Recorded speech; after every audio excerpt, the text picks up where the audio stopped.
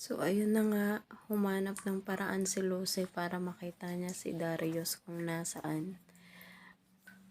Ayan, humingi siya ng tulong kay Apo Berta para mahanap kung saan naroroon or saan dinala ni Farah si Darius. Ayun na nga, nakita niya at naramdaman naman ni Darius na parang nasa tabi niya si Lucy. Ayan. Maililigtas na kaya ni Lucy si Darius sa kamay ni Farah. Ayan.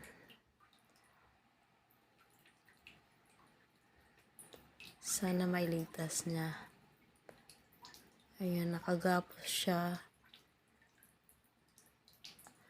Tinali siya ni Farah.